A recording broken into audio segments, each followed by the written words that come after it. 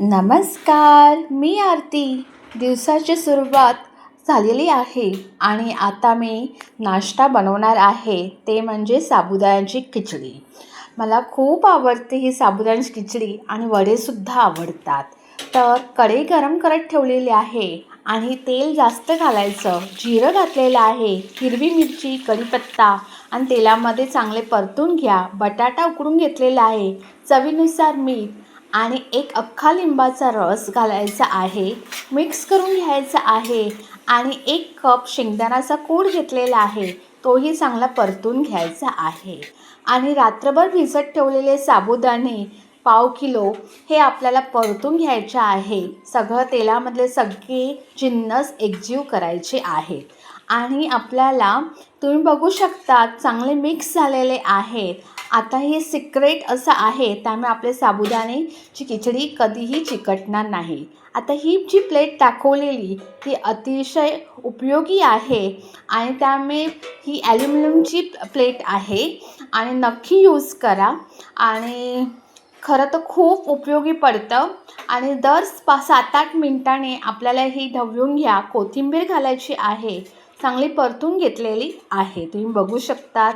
आणि प्लेटमध्ये सर्व करून घ्या आणि अजिबात चिकटलेली नाही आहे.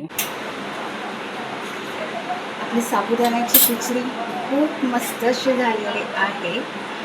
आज खरं तर कोणताही उपवास नाही आहे, एकादशी नाही आहे किंवा संकष्टीसुद्धा नाही आहे, पण आज नाश्त्यासाठी मी साबुदाणा खिचडी बनवलेली आहे. अतिशय सोपी आहे आणि साबुदाणा कसा मोकळा हवा त्यासाठी टिप्स सांगितलेल्या आहेत. आणि तुम्ही बघू शकता जरा पण कढईला चिकटलेली नव्हती. संपूर्ण व्हिडिओ बघितला तर सगळ्या गोष्टी कळतील. तर इतकी सॉफ्ट अशी आहे, हे बघा, याच्यावरून अंदाज कळतो. कढईला साबुदाणा चिटकू नये म्हणून कढईच्या खालच्या बेसला मी हा पत्रा वापरत आहे. तर हा पत्रा मी घावण्यासाठी वापरते.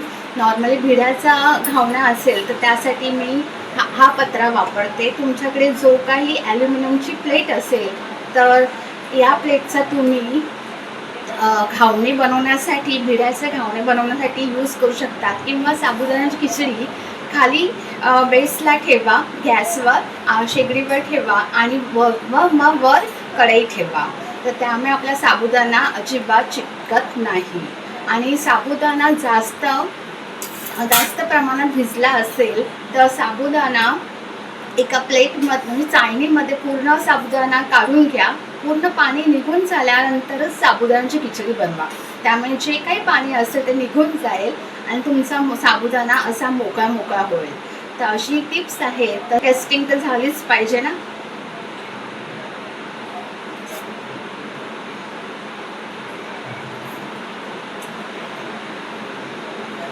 एक नंबर झाल्या. ते ट्राय करा. कोणत्याही उपवासाला किंवा सहजच नाश्ता तुम्ही हा बनवू शकता. थँक्यू.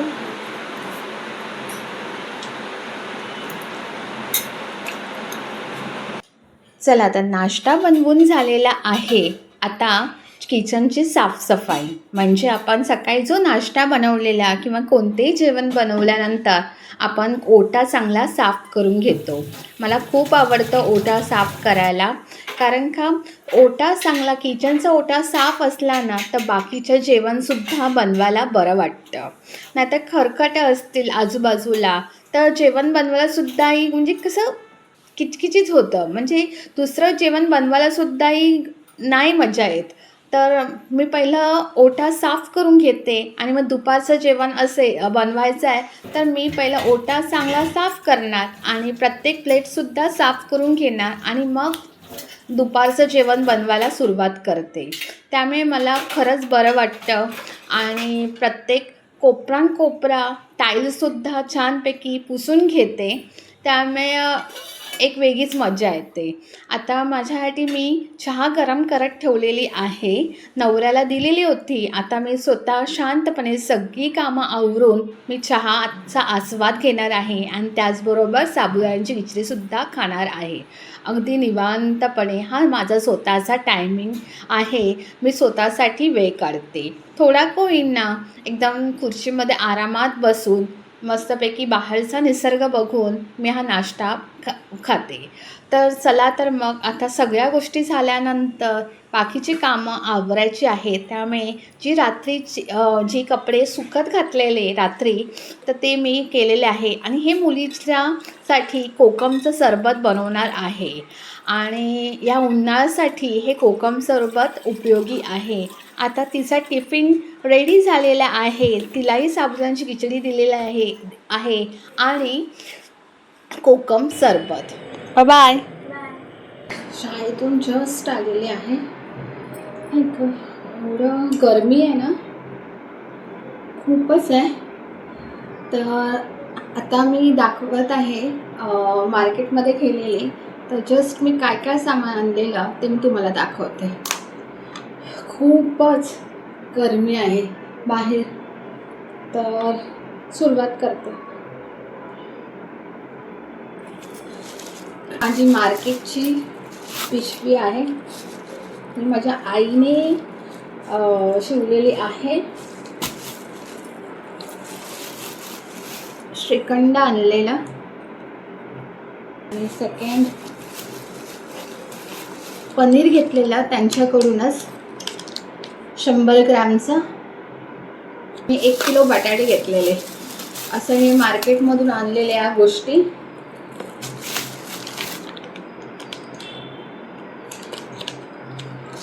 व्हिडिओ आवडल्यास लाईक, शेअर, सबस्क्राईब करायला विसरू नका.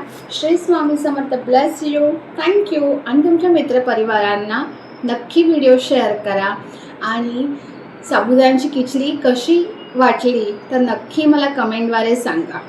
बाय.